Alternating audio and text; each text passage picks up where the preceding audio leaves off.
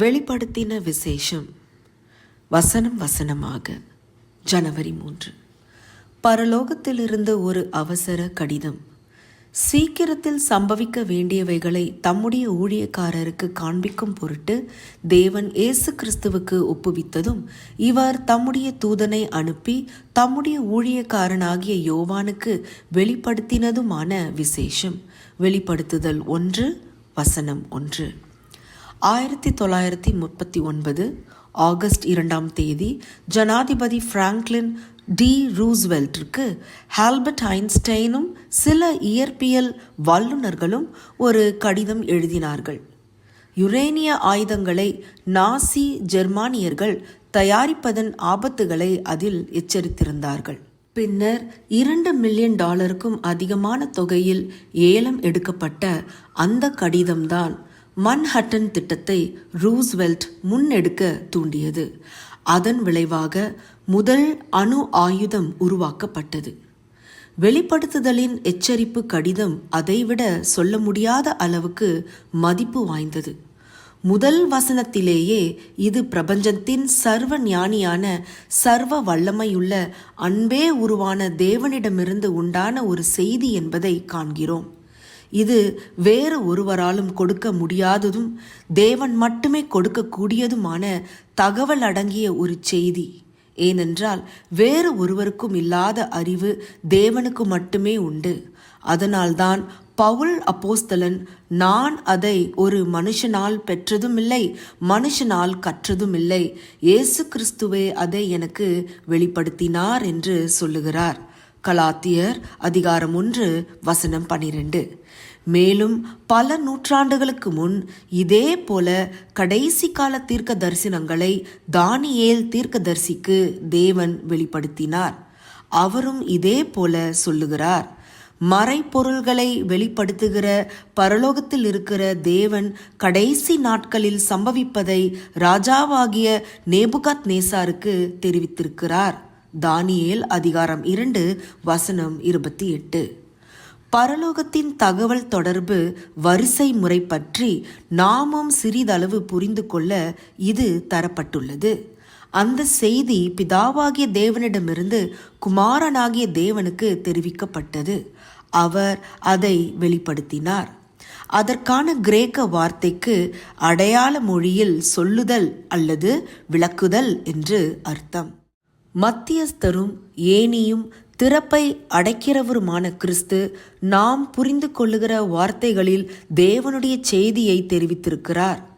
பிறகு அதை அவர் தம்முடைய தூதனிடம் சொன்னார். அத்தூதன் அதை அப்போஸ்தலனாகிய யோவானிடம் சொன்னான். யோவான் அதை கிறிஸ்துவ சபைக்கு தெரியப்படுத்தினார். அதன் பிறகு அது இறுதியாக நமக்கு கொடுக்கப்பட்டுள்ளது. அந்த செய்தி எதை பற்றியது என்று 7 இடங்களில் சொல்லப்படுகிறது. உடனடியாக 1 அதிகாரத்திலேயே அதை பார்க்கிறோம். வெளிப்படுத்துதல் அதிகாரம் 1 வசனம் 1, 3, அதிகாரம் 3 வசனம் 11, அதிகாரம் 22, 6, 7, 12, 20 வசனங்கள். அந்த செய்தி எதிர்கால நிகழ்வுகளை பற்றியது. அது அவசரமான எச்சரிப்பின் செய்தி.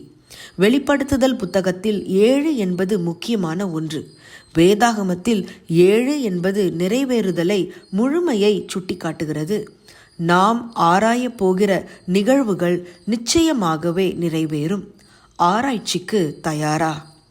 அன்புள்ள பிதாவே, எங்கள் பூமியில் சீக்கிரத்தில் நிகழப்போகிற காரியங்களுக்கு நான் ஆயத்தமாகும்படிக்கு பரலோகம் வழங்கியுள்ள இந்த முக்கியமான செய்தியை கவனமாக ஆராய உதவி செய்யும். மேலும் ஆராய்ச்சிக்கு எரேமியா 1:9, எசேக்கியேல் 3:17, 2 கொரிந்தியர் 3:2. ஆமேன். வெளிப்படுத்தின விசேஷம். வசனமாக ஜனவரி 4. உண்மையுள்ள சாட்சி. இவர் தம்முடைய தூதனை அனுப்பி தம்முடைய ஊழியக்காரனாகிய யோவானுக்கு வெளிப்படுத்தினதுமான விசேஷம். இவன் தேவனுடைய வசனத்தை குறித்தும் இயேசு கிறிஸ்துவை பற்றிய சாட்சியை குறித்தும் தான் கண்ட யாவற்றையும் சாட்சியாக அறிவித்திருக்கிறான். வெளிப்படுத்துதல் அதிகாரம் 1 வசனங்கள் 1, 2. வெளிப்படுத்துதல் புத்தகத்தின் ஆவிக்குரிய ஆசிரியர் தேவன். ஆனால் அதன் மனித ஆசிரியர் அப்போஸ்தலனாகிய யோவான். அவர் சுவிசேஷ புத்தகத்தின் யோவான், இயேசுவின் 12 சீடர்களில் ஒருவர்.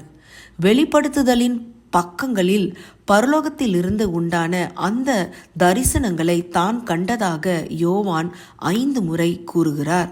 வெளிப்படுத்துதல் அதிகாரம் 1 வசனம் 1, 4, 9, அதிகாரம் 21 வசனம் 2, அதிகாரம் 22 வசனம் 8. யோவானையும் அவரது சகோதரனாகிய யாக்கோபையும் இயேசு போனர்ஜீஸ் என்று அழைத்ததாகவும் அதன் அர்த்தம் இடிமுழக்க மக்கள் என்று மார்க்கு சுவிசேஷம் சொல்லுகிறது. மார்க்கு 3:17. இயேசுவின் சீடர்களோடு யோவான் சேர்க்கப்பட்ட போது பேதுருவோடும் யாக்கோபோடும் அவரும் ஓர் இளைஞராக இருந்தார். இயேசுவை பார்த்தது அவரது இருதயத்தை மாற்றியது, அவரது ஆவியை மென்மையாக்கியது.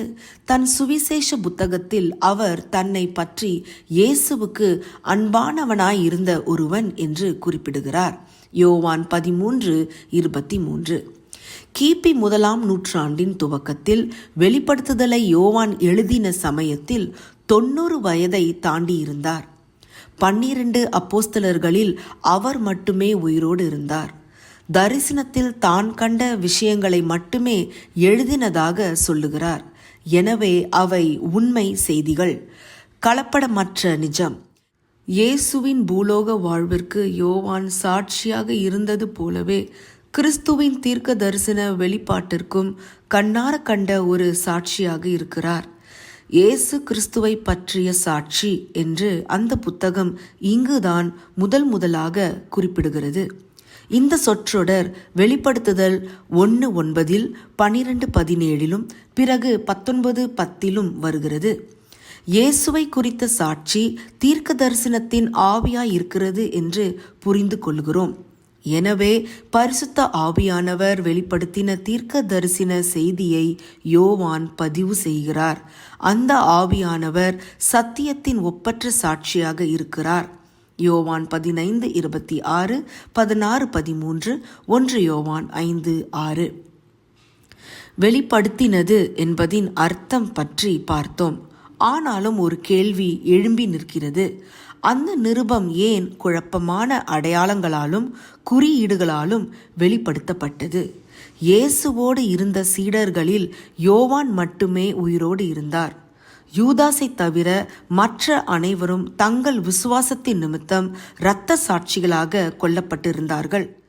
தேவ மக்களுக்கான இந்த மிக முக்கியமான செய்தியானது இதை அழிக்க முயன்ற இரக்கமற்ற எதிரிகளிடமிருந்து மறைக்கப்பட வேண்டியது எவ்வளவு அவசியமாக இருந்ததென்றும், ஆனாலும் தாழ்மையோடு சத்தியத்தை தேடுகிற அக்கறைமிக்க வேத மாணவர்களுக்கு அது வெளிப்படுத்தப்படுகிறதென்றும் யோசித்து பாருங்கள்.